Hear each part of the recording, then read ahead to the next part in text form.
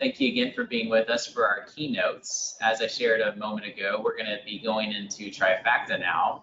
But before we do, we've got a quick poll that I wanted to share with everyone. So it should pop up on your screen here in a moment. And if you would, just take a couple seconds to answer the question. So the question is, do Excel spreadsheets fill a vital role in data analysis for your business? So if everyone would just take a moment to respond to that poll, and we'll let those results come in. As you guys are responding, our next session, we're going to be diving into the specifics of how our partner Trifacta can empower you with their data prep solutions. Joining me for that presentation, we're going to have Randy Dawson. Randy is our practice lead for our data integration practice, and we'll also have Vijay, who is the director of partner solutions at Trifacta. So it looks like we're getting a lot of good results on the poll so far. Only about 40% of you have voted, so we'll give it a couple more seconds for everyone to vote. 48%, 50, 51. We'll let it go for a couple more minutes before we close it. So if you want to vote, go ahead and get your vote in the next couple of seconds, and then we'll share results. Looks like we've got a couple of leaders here with one overwhelming winner. All right, let's go ahead and close it out. We're over 60%. So it looks like the answer there is yes. I couldn't live without spreadsheets. And then what's interesting is the next closest is no. I have better tools for that sort of work. So thank you all for participating. It looks like we got over 60% participation on that poll. It's interesting to see how many people are still very dependent on Excel spreadsheets and how those are really crucial to running their business. With that, we'll look at another way. For those of you that already have better tools, we'll see if we can introduce another one. So joining me now will be Randy and Vijay. If you guys want to turn on your cameras. Welcome, Randy. Welcome, BJ, and I will let you guys take it from here.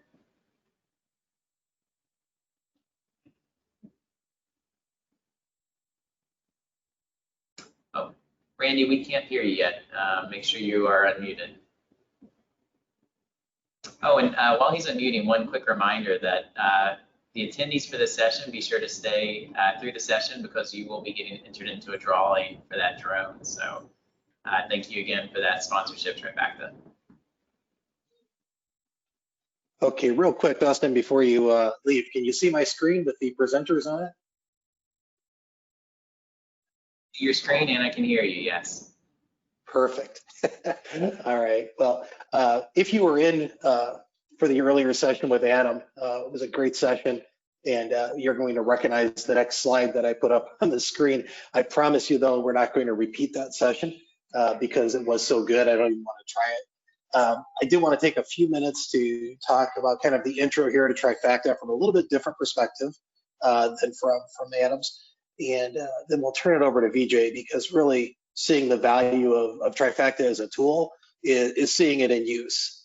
And I'll share this just off the cuff. It happened during the last session. I got a Slack message from one of our consultants who said, hey, remember you were asking me about specializing in Trifacta? I'm really into that now. So that presentation was apparently effective enough so that it got one of our guys really jazzed up about specializing in Trifacta. And I think as you see the tool in use and we go through the demo today, and I'll encourage everyone to come into the training session tomorrow, it really is a learning curve, is kind of soft and sweet, and you can get up and running on this stuff really quickly. That said, I did say we'd show one slide here that repeated. This is our repetition slide. It doesn't take a lot of explanation to know, what it's telling you. Any project you work on, there's a lot of data cleansing, right? This is 80%. We've been in projects where there's more. We've been in projects where there's less. But I will share really quickly. I used to work for Cognos way back when it was Cognos. So I'll say 1999, before the year 2000 even. And one of the things that would happen when our sales guys would go out and sell a project is that they would say, okay, we need to do a week or so of requirements gathering and reconnaissance. And a lot of times customers would push back on that And they'd say, no, we know, we've got our requirements down and we don't need any data reconnaissance. Our data is clean. And kind of the internal joke that we had was, there's our first CR, right? There's our first change request. Because everybody who said that they had clean data, we would get in and expose some of that data through Cognos reporting. And turned out they were a bit over optimistic in terms of data quality, right? So I think pretty much everybody knows this. We don't have to dwell on the fact that there's dirty data everywhere.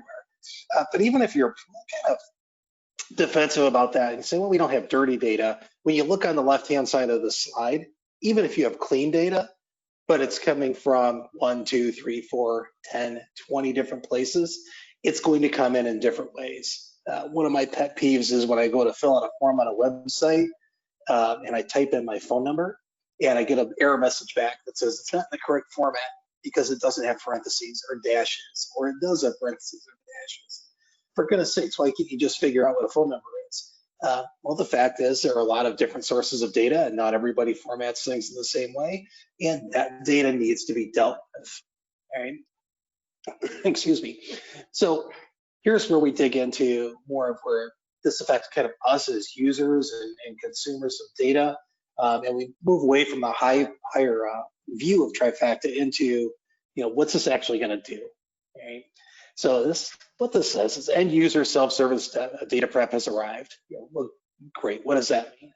And in a nutshell, what it means is data has always been around. There's always been multiple sources of data. We've always had to bring it together.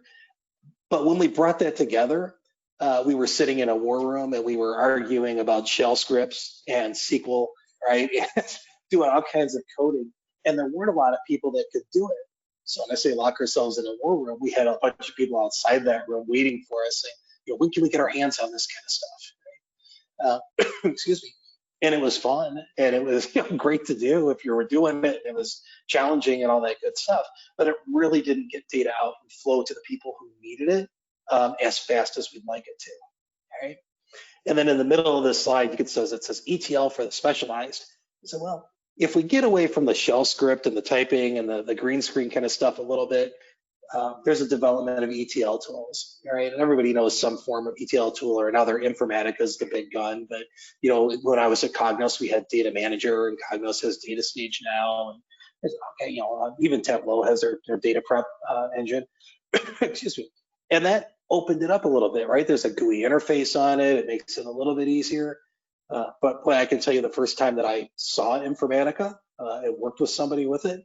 And I said, hey, can we just move table A over to this other database and do an A to B? And they started to say, sure. And then went through 8 steps to do it.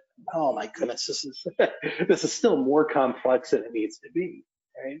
And so that's where Trifacta is stepping in to the right-hand side of this slide and saying, hey, you shouldn't have to know code.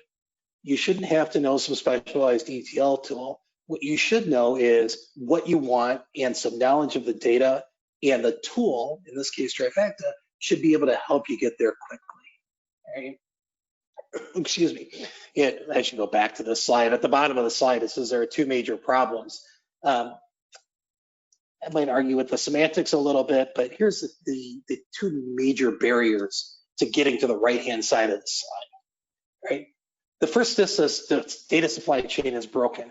I would suggest the data supply chain isn't broken. It just wasn't built to scale. Right? And if you go left to right on this slide, we used to say that, okay, when you have all this data and data sources out here, somebody's got to work with it, right? And it's not going to get out into the hands of the knowledge workers, those folks on the right-hand side of this slide, until we work with it, we massage it, we prep it, we QA it, right? And we approve it for dissemination. And then the analysts can have their crack at it to tell us what relationships between the data are interesting, what stats come out of it we should use. And then it gets handed off to these knowledge workers. And it kind of works, but I just looked this up. I think it was 1959, right? Peter Drucker coined the term knowledge workers, and the body of knowledge workers has grown so much faster than any other kind of categorization of workers that it just doesn't scale. We can't get the data and enough data out to those knowledge workers fast enough, right? Because the body of knowledge workers is growing so much faster than these other folks.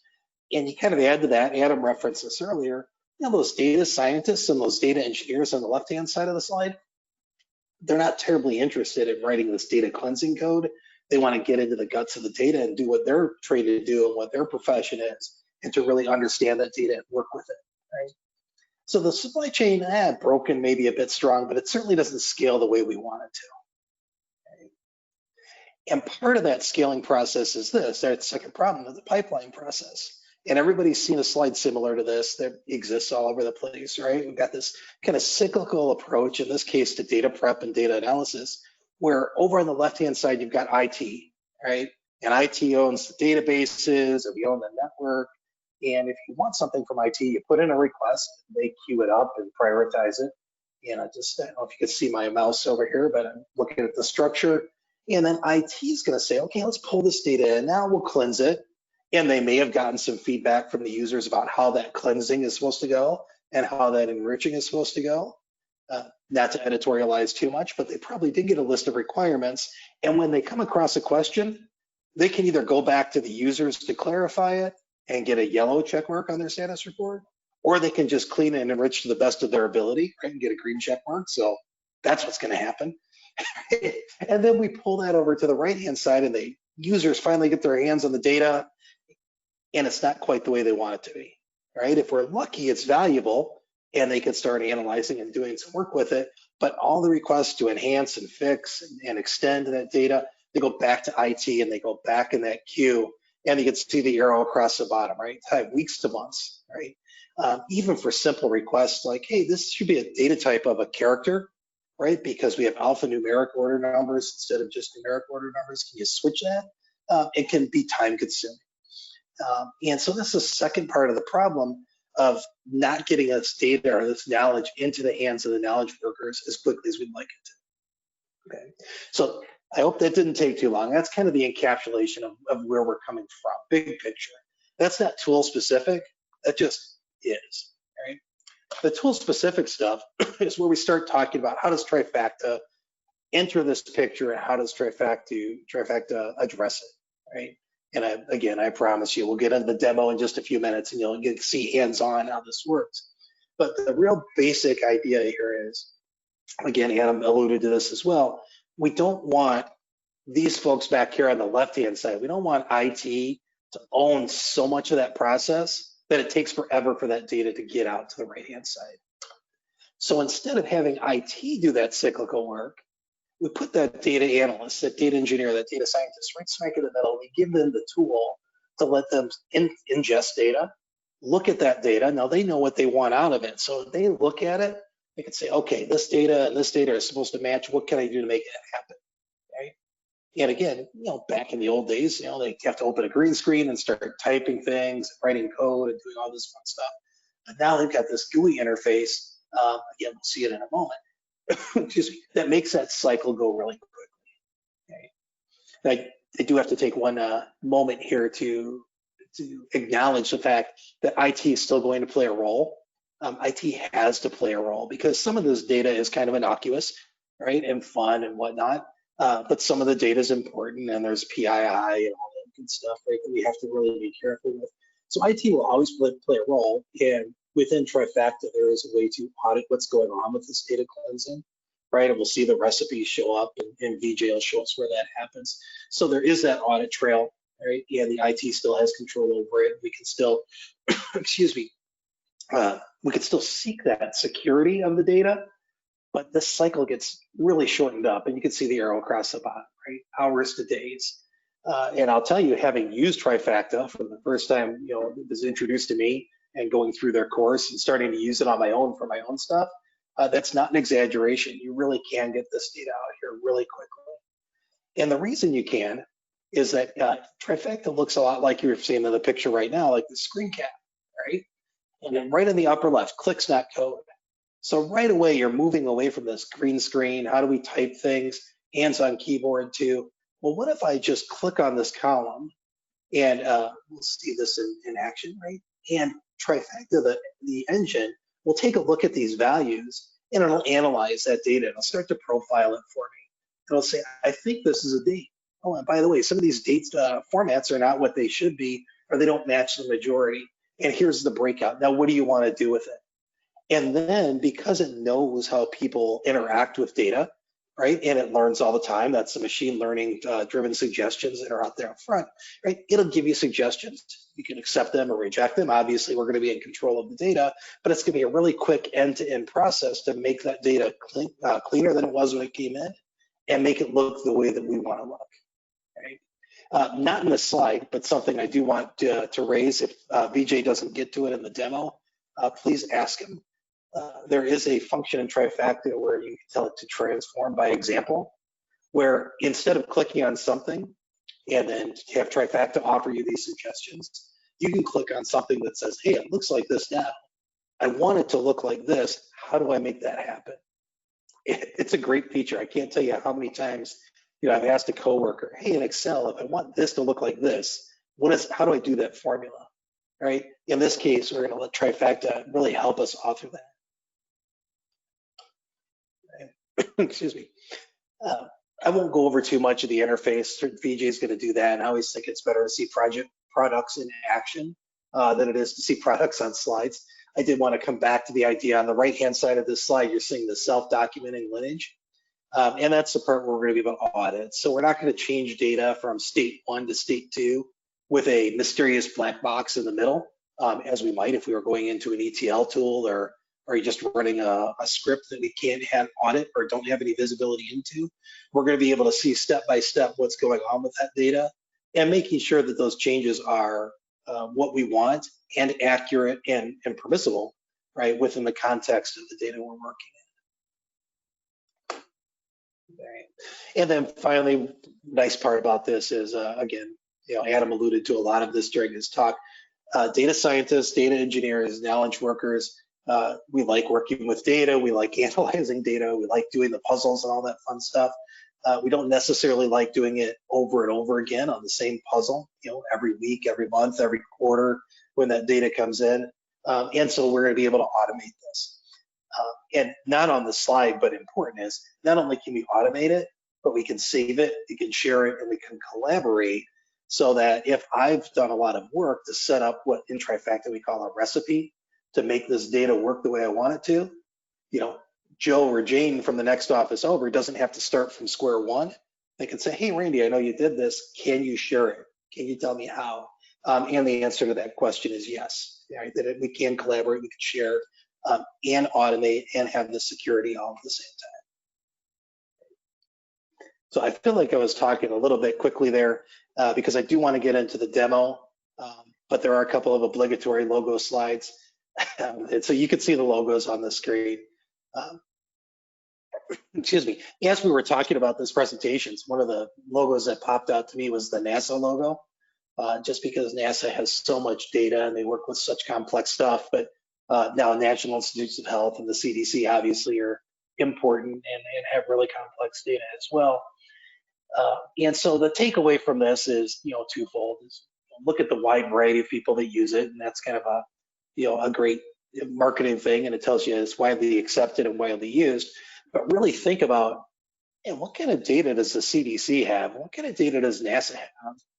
And this tool that we're saying is simple and easy to use is dealing with this kind of wide-ranging, high-volume, complex data. That's a pretty good endorsement. So I won't read across all the logos, but you can always come back and take a look. It's a pretty widely used tool. And it widely used throughout the cloud services as well. Again, if you're typing questions into the chat, let me encourage you, put a question in there, ask VJ, or ask offline if you want to follow up with this, how Trifacta interacts with these cloud services, because it's not the case where you're just going into AWS and standing up an EC2 box, right? Or a server on its own and then installing software. You can install any software on a Windows box. But with AWS, it's integrated in, and Google Cloud, it's integrated in. So Trifacta is really widely used among these cloud services, but also tightly integrated into it, which is really great if you're working on that, because you do want it to be able to, talk really easily and quickly, and frankly, across cloud services, going back to that reusability. And last obligatory slide, I promise, but This one's big. If you care about the ranking services, Gartner is one we talk a lot about internally. You can see it in the lower right-hand corner. This is Gartner, Forrester, G2, Dresner. Industry analysts are all saying good things about Trifacta.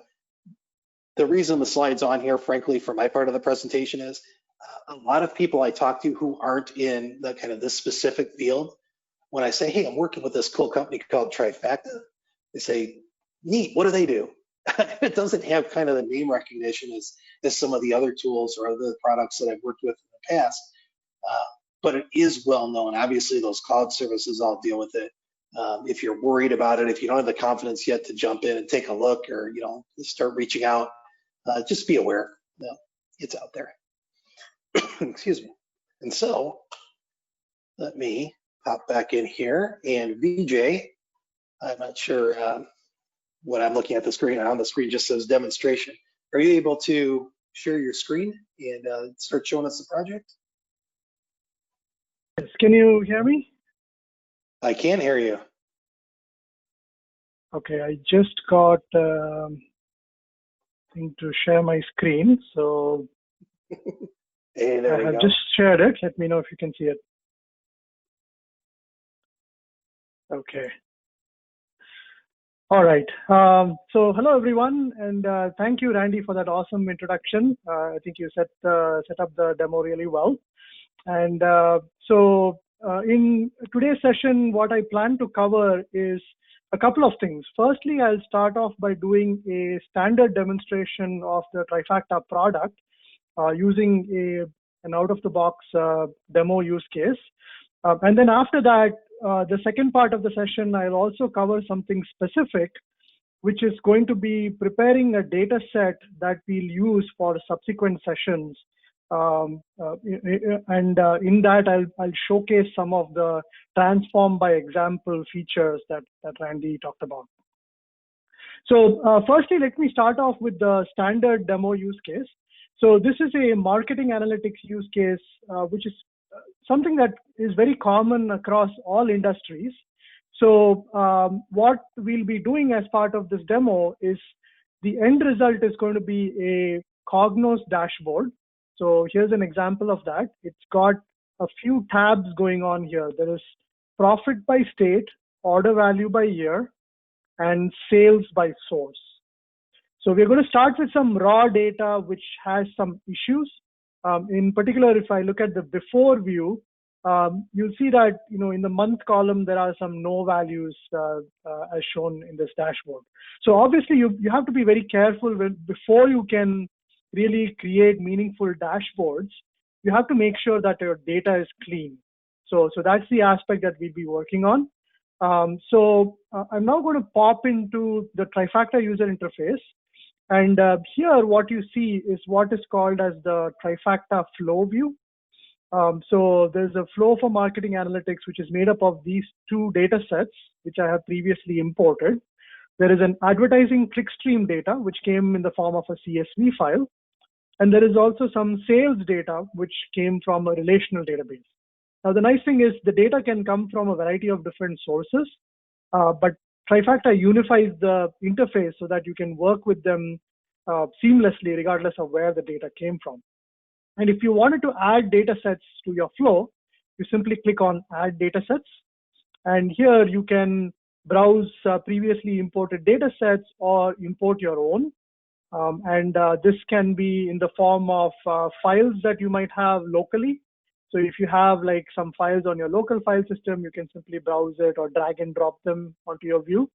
You can also browse data from a variety of sources such as Amazon S3. It can be a Postgres database, Glue. There's a number of them shown here. There's actually a lot more. Just to give you a sense of the variety of choices available, there are several relational databases you can pull from, such as DB2 and Oracle. There is also big data sources such as Hive and HDFS that you can draw from. There are cloud-based services such as Salesforce and Snowflake that you can connect to. You can also connect your own generic JDBC database connection. You can set that up or connect to So the JDBC allows you to connect to any type of database system, and SFTP will allow you to connect to various file systems. So a lot of flexibility in terms of connecting to data sources, browsing within those data sources what the tables or files might be, and then bringing them onto the palette. So for the purposes of this demo, I've already done that, and I've identified and brought in the advertising clickstream and sales data. So I'm now going to skip ahead to the next step, which is building a recipe. So I'm going to go and click Edit Recipe against the advertising clickstream data. And you'll notice that when this comes up, it presents the data to you in a very Excel-like view, where it's nice rows and columns. You can browse up and down, left and right, take an overview of the data set. Trifacta will also infer data types. So even though CSV files don't inherently have data types, we've kind of previewed the data to discover that this particular field happens to be date time, whereas this one here is an integer and that one's a string. So, and based on that type inference, Trifacta also gives you hints as to data quality. So for example, even though this is a date time field, it found some mismatches. So I can actually click on this. This is what is called as the data quality bar. And I can interact with the data quality bar. If I click on it, the tool will actually give me suggestions on what might be causing the issue. So as you can see, it's immediately highlighted a few rows in red. And just at a glance, it looks like there's some date formatting issues going on. So we'll address that in just a moment. I also wanted to call your attention to this profile. So this is like a value histogram. So every time you open up a data set, for every column, it will show you at a high level what the value distribution is. Now you can also dig deeper into this by clicking on column details. And that brings up a much more detailed view of that column.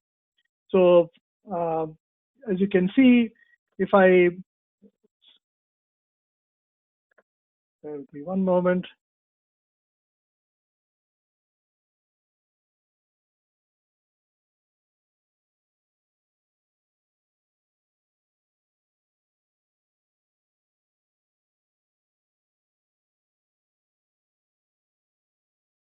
Sorry, I have an iffy network connection today, which is causing this delay. Hope this comes back.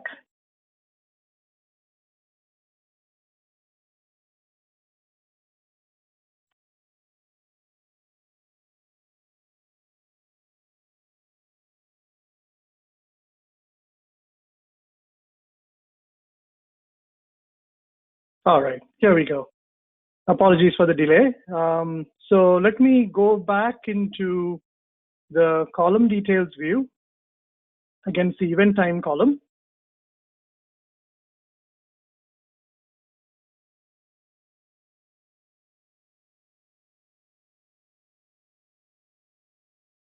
Looks like my network is really slow today.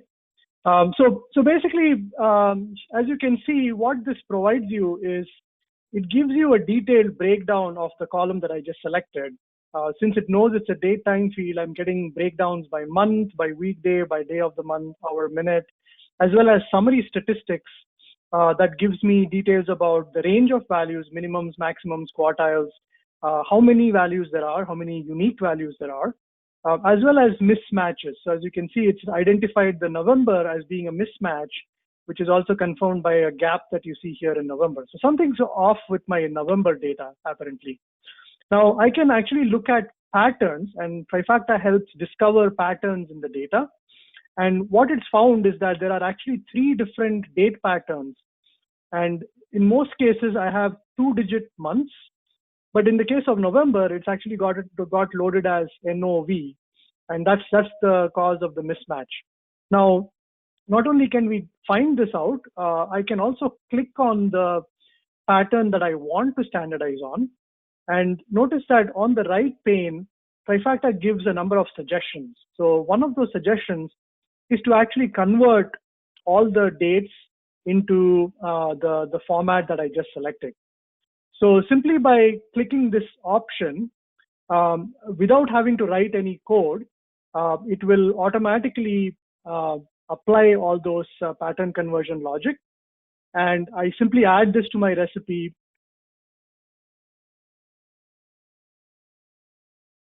And it automatically figured out there were 14 pattern conversion steps that had to be applied. And Trifacta went ahead and applied all of them. And that results in a clean data set for the event time field. So as soon as this comes back up, you'll notice that the event time field data quality bar will now reflect the action that we just did.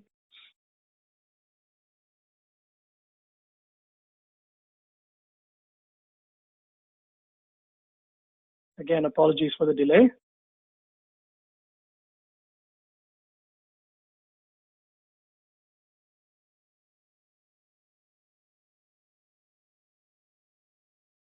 Yeah, so here we go. So now we have a clean data quality bar for the event time field. So we are good to go.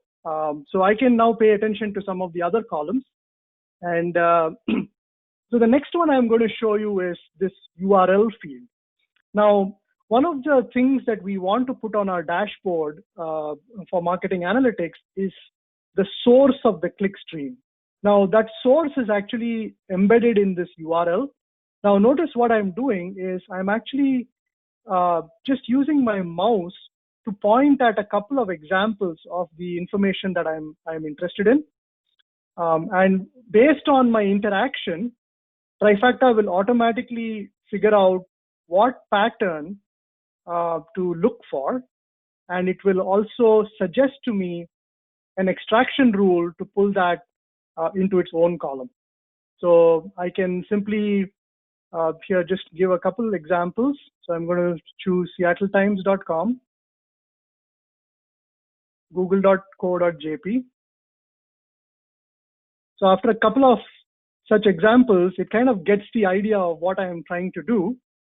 And it automatically builds this extraction rule that pulls out the domain name from the URL. So I can simply add this to my recipe. And this gets applied to any new data as well. And as you can see, it's also keeping track of every step as we go along, so that it is able to reapply these rules based on new data that comes in. So now that we have the URL in its own field, I can go ahead and rename this. And I'm going to call this, I'm going to choose the rename option. And I'm going to call this source, because this represents the source of my clickstream. So now I have done a couple of steps on my advertising clickstream data. I'm now going to switch gears to my other data set, which is the sales data set. And here we will actually first have to unpack the data. So this is an example of real world data that is actually customer order data that happens to be in master detail format, right? So in this data set, the first set of columns here are actually the order master. And if I scroll to the very end, the last column happens to be sales order line. So this is actually a JSON text field, which has the details of a sales order, including all the line items. Now, this is actually in the form of a JSON array, and Trifacta has identified that as being such. I can simply click on it, and the tool will start giving me suggestions on what to do with it. So one of the suggestions is to actually flatten these array values into new rows. And what this does is it creates a new row for every sales order line. So it kind of breaks apart that JSON array into individual objects. And each object in turn contains further breakdown of columns. So if you see, this is now a JSON object. I can click on it further and notice that I'll get a suggestion this time to unnest these columns into individual keys or columns in this case, right? So I can see that every step of the way, Trifacta gives me a live preview of what the data will look like after I have parsed it. That's this yellow information here. So I can see that, I'm going to get discount, due date, freight, and so on. So I can go ahead and add this to my recipe. So that stores that step, and it's now showing me the result of that step. I'm going to go ahead and delete the original since I don't need it anymore. So I can go ahead and add a delete step. And the one other piece I will do here is, in order to show on our dashboard, we need to display the profit for the advertising clickstream. So profit doesn't exist in my data set, but I can easily calculate it. I have total sale and total cost. So what I'm going to do here is simply add a new calculated step. And this is going to be a new formula. And I'm going to call this new column profit. And the formula for this is simply going to be total sale minus total cost. Now, obviously, this is the most simplistic calculation you can think of. You can get a lot more sophisticated with calculated items in Trifacta. But as you can see, you get an immediate preview. And once you confirm that that looks good, you can add that to your recipe. The final step I'm going to do for this demonstration is to put everything together. So we worked on the advertising clickstream. We built a couple of recipe steps, and then we did some work on the sales data. Now it's time to put it all together to create my output. So to do that, I'm going to select join from the toolbar. And I'm going to join this to my advertising clickstream data. Now, notice that Trifacta will automatically discover the most appropriate join key to use. So based on analyzing both sides of the join, it has figured out that customer key on one side is equal to the user ID on the other side. It's suggesting me to do an inner join, but I could override that and choose a different kind of join. I'm going to go ahead and click on next. And then it will also allow me to pick and choose what columns to include in my output. So as you can see, there's these color codes that indicate which side of the join it's coming from. In this case, I'm simply going to select all the columns from both sides and go ahead and click on review and add to recipe. So now what we have is we get to see a preview of the combined data set. So we will end up with a lot more columns, which would be the combination of both tables. And as soon as this loads up, what we will do next is to actually run a job. So I can click on run job. And here I have the ability to specify what my outputs need to be. So I can choose a variety of publishing actions. If I want, I can add a new one. And this can be creating a file inside an S3 bucket or some file store, or it can be persisting the data to a relational database as well. So if you're writing to a Cognos report, what you probably want to do is write it into a SQL table, which Cognos can then read from. So here, if I were to choose a file, there are a variety of file formats that you can pick from, such as Avro, CSV, JSON, Parquet, TDE, and Hyper. I can go ahead and run this. So I'm going to click cancel. I've already run a job before, so I'm going to simply show you the output of a previously run job. So I can find my previously run jobs from the jobs pane, and I'm going to look for the completed flow.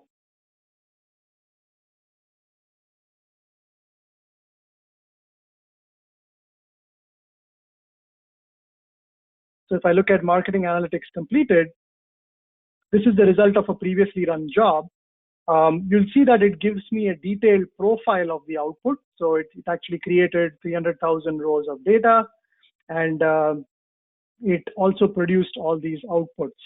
So I can now do downstream things with it, and either download it, or if it was in a Cognos, if it was written to a database, then I can go to my Cognos dashboard and I can refresh my dashboard so that now I can build my report confidently with clean data.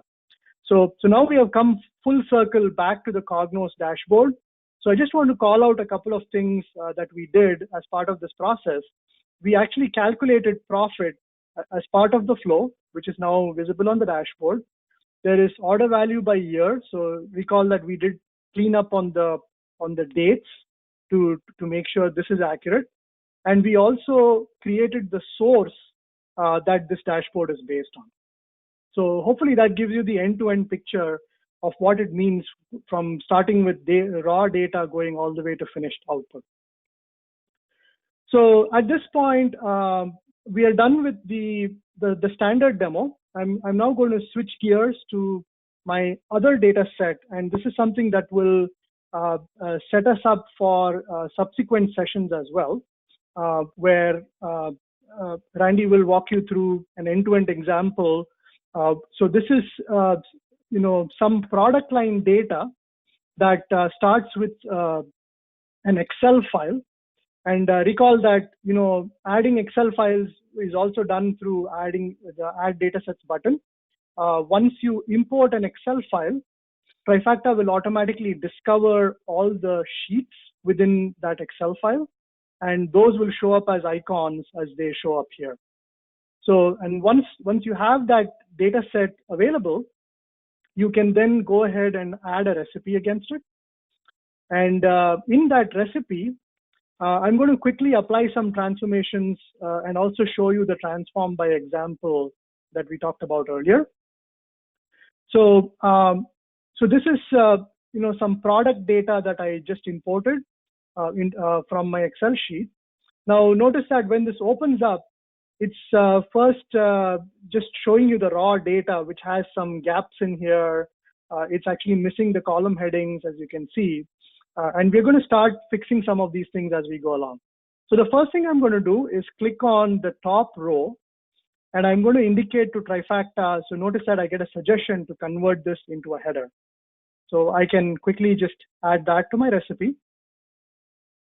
So looks like the column heading for this column was missing. So, and this is common when you deal with Excel files. You're not going to always get clean data to begin with.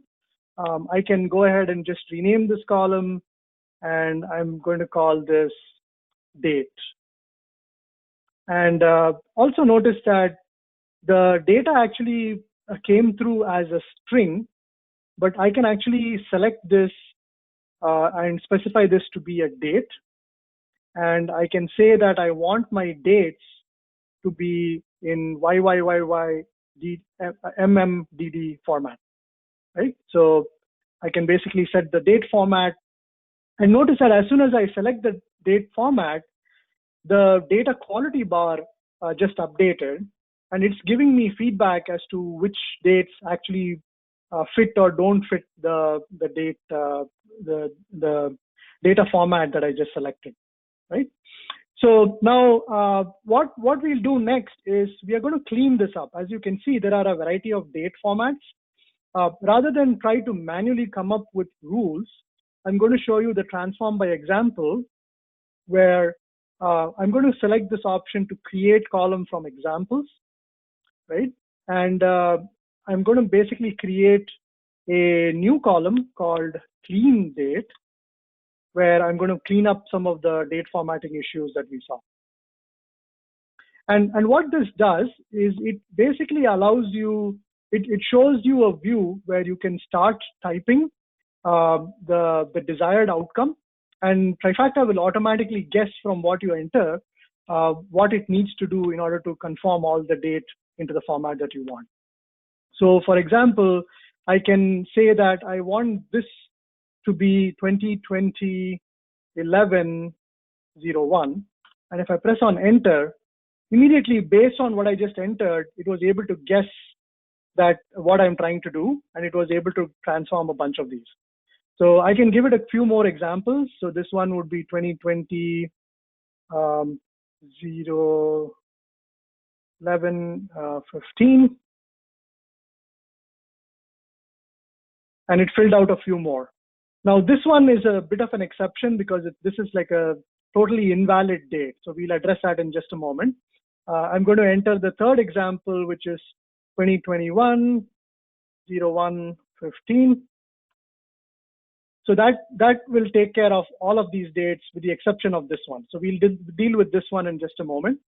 I can now add this to my recipe, and it keeps track of all the things that I did and will now apply this to any new data. As you can see, that the clean date has much better data quality than the original date. There is still this one issue that's outstanding, which is to fix this date. Now, to fix this, I'm actually going to apply a manual override, right? So I'm going to create basically an if condition. I'm going to say edit this formula, edit the clean date function with a formula. And the formula is going to have an if condition. And the condition is that if the date is equal to this date that we see here,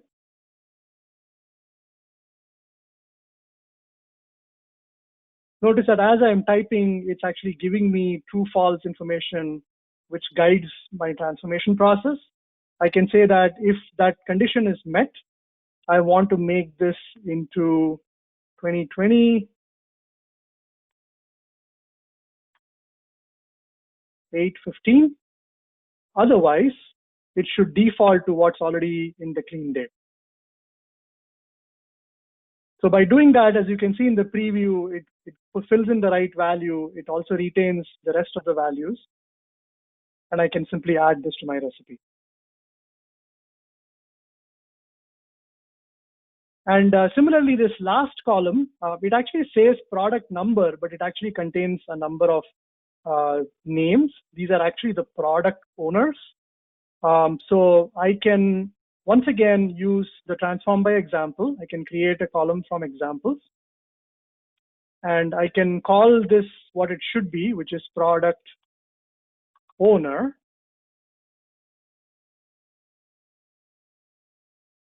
And once again, it will give me a table of information with some examples that I can respond to. And based on what I type, so for example, this James Jackson, this one is actually fine. I do want it to be last name, comma, first name. So I can simply type in Jackson James, just like that. And once again, it will go ahead and try to guess based on what I just entered. Now, some of these are slightly different. So this John Williamson, for example, I actually want this to be proper case. So I'm going to type in an example of that. So now it knows to apply the transformation to actually correct the case where it is not correct. And then in some cases, I have first name space last name. I want to transform that to Wagner Elizabeth. And it will take those examples and transform them. Now, all of these look fine to me. So I can go ahead and add this to my recipe. Now, keep in mind, this is a fairly short list, but you could potentially have thousands or tens of thousands of names. And all this logic and all this intelligence will still work based on a much larger data set. That's where you will see the value of this feature. So I can go ahead and add this to my recipe. I'm going to do some final cleanup, which is to rename all these columns to actually get rid of the spaces, because my relational database doesn't accept spaces or special characters in the names. So I'm going to go ahead and add that to my recipe. And I'm going to also eliminate some of these extra columns. We don't need the date because we have clean date. We don't need the product number. We have product owner. I can simply select delete columns and add that to my recipe. So with all this done, there's actually one final thing we need to do, which is to fill in the product line. As you can see, it has all these gaps showing up. Now, the way to fill in these gaps is to actually use the fill function. So I can use the search for the fill function. And I can choose replace missing on the product line. And I can say fill down with the last valid value. So what it does is it basically looks for it looks at the order of items, and I can say sort this based on the default order. And it will actually fill in the gaps, as you can see in the preview here, right? So I can add that to my recipe. And now I have a clean data set that is ready to go. I can go ahead and run a job against this. And for the purposes of this, I'm simply going to create a CSV file as an output. I can go ahead and run this job. At the end of this job execution, you will get an output file, including a profile of that output. And in this particular case, this output is what Randy will use in subsequent sessions for some of the downstream demos. So that pretty much concludes the demo for today. So I'll turn this back over to for Q&A and conclusion. All right. Thank you, guys. Thank you, Randy, Vijay. Thank you, Adam, earlier. Great session. We have a lot of questions, so if you've already covered it, feel free just to say, I think we covered that. We'll see how many we can get through in the next 6 minutes. If your question is not getting answered, we will send out follow-up with answers to all these questions that don't get answered live. So the first one is with Trifacta, is the future of this tool to ultimately become an embedded part of other BI platforms or services? And what value can you share about what Trifacta brings as a standalone purchase or a standalone product, apart from where it's embedded in other areas?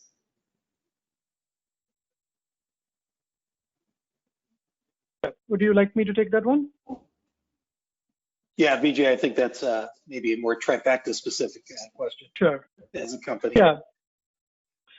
Yeah, happy to. So yeah, that's a great question. Trifacta is actually available on various platforms, as Randy shared during the presentation. We are able to be provisioned on various clouds such as AWS, Google. We're also available on IBM. And Trifacta, you can also purchase it directly from us to our website as well. Now, the thing is, across all these various platforms, the core transformation experience is really the same. So one of the nice things is that we, even though we install in all these different environments, any artifacts you create in any of these environments, you can actually reuse them across environments as well. So you can export and import flows, as well as create macros that will work in multiple environments. So as far as, so what we've tried to do is really abstract away the data transformation functionality away from the platform that it's running on. So that gives you true freedom. Regardless of which platform you're running on, you have this power available to you and also the interoperability available to you. Awesome. Great.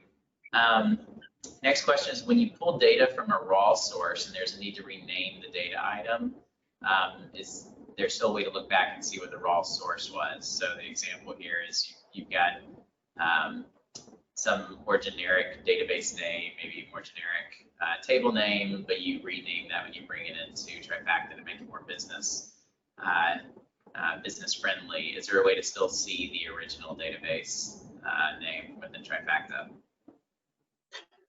Absolutely. Yeah. So one of the things Trifacta always does is we don't actually touch the source data. All we do is we keep track of all the changes that are happening in the form of the recipe. And one of the neat things you can do is you can even step through that recipe, which is kind of like going back in time. So you can actually look at what the data looked like at step 1 before you did anything.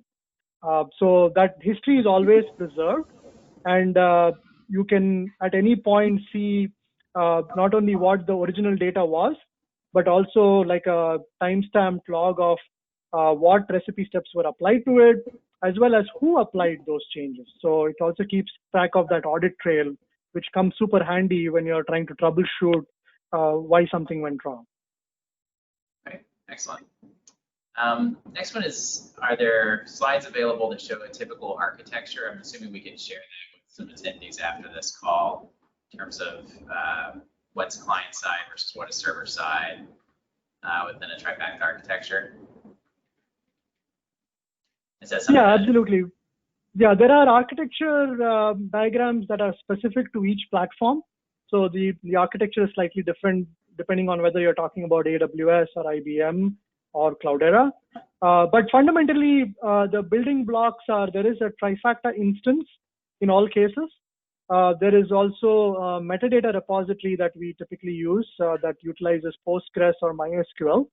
And there is some kind of transformation engine that we attach to. So that is usually a Spark engine.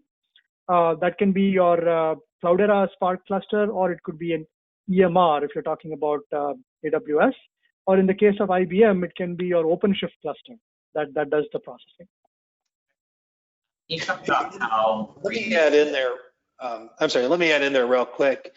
Even if we don't have PowerPoint slides, one of the things that Trifacta does really well is their education, their training is just top notch, as well as the Trifacta community that you can get to through their website. There's a lot of activity, both from customers and from Trifacta personnel on that community. So questions like that, whether they're specific to a platform or more generic, there's a lot of information out there and a lot of people willing to help with even more specific or more atomic kind of questions. I really encourage people to check out both the training tomorrow and the training and community through Trifacta's website. Great.